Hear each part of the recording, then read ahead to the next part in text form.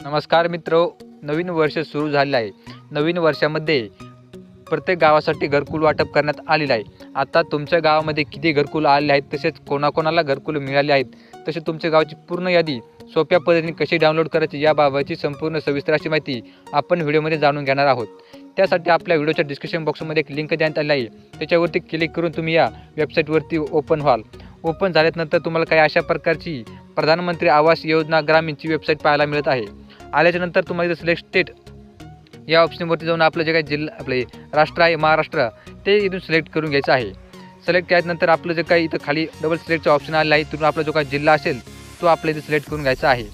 Select केल्याच्यानंतर आपल्या खाली डबल सिलेक्टचे एक ऑप्शन येणार आहे। आल्याच्यानंतर जो काही आपला तालुका असेल तो आपल्या इथून सिलेक्ट करून घ्यायचा आहे। आता डबल या सिलेक्टचा ऑप्शन आला असेल, आल्याच्यानंतर खाली आपल्याला जो काही आपलं गाव असेल, जे काही आपलं ग्रामपंचायत असेल त्या गावाचं नाव इथून सिलेक्ट करायचं आहे। सिलेक्ट केल्यानंतर आपल्यासमोर डबल या सिलेक्टचं ऑप्शन येणार आहे। इथून आपलं सिलेक्ट करून जे काही वर्ष आहे, म्हणजे आपल्या कोणत्या वर्षीचं योजनाचे नावं पाहायचे आहेत, म्हणजे कोणत्या वर्षी जे घरकुल आले होते त्यांचे नाव आपल्याला पाहायचे आहेत ते सिलेक्ट करू शकतात। तर आपल्याला नवीन म्हणजे जे काही 2024-25मध्ये आले आहेत त्यांचे नाव पाहायचे असल्यामुळे इथे सगळ्यात शेवटला 24-25 देण्यात आलेलं आहे।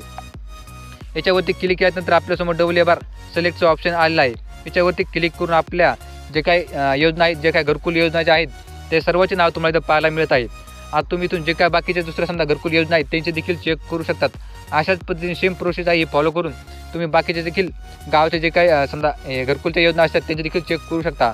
परंतु सध्या आपल्याला प्रधानमंत्री आवास योजना ग्रामीण याचे चेक करायचं असल्यामुळे याच्यावरती आपल्याला क्लिक करायचा। एक नंबरला जी वेबसाईट आहे सिलेक्ट ऑप्शनमध्ये एबार आपलं कॅप्चा दाखवत आहे। आता हा कॅप्चा आपल्याला सोडायचा आहे। इथं काय आहे 19 आणि प्लस 80। आता हे किती ऑप्शन होतं आहे ते इथं आपल्या खाली बॉक्समध्ये लिहायचं आहे। याच्यावरती टॅप करायचं आहे। टॅप केल्यानंतर जे काय आपला आकडा होत असेल, प्लस असू मायनस असू जे काय होईल ते इथं लिहायचं आहे आणि सबमिट या ऑप्शनवरती आपल्याला क्लिक करायचं आहे। आता क्लिक केल्यानंतर आपल्यासमोर नवीन एक पेज ओपन झालेला आहे। तुम्ही खाली स्क्रोल केल्यानंतर तुम्हाला तुमच्या गावातील जे काय लोकांना घरकुल मंजूर झालेले आहेत ते सर्वांचे नाव तुम्हाला इथं पाहायला मिळत आहेत।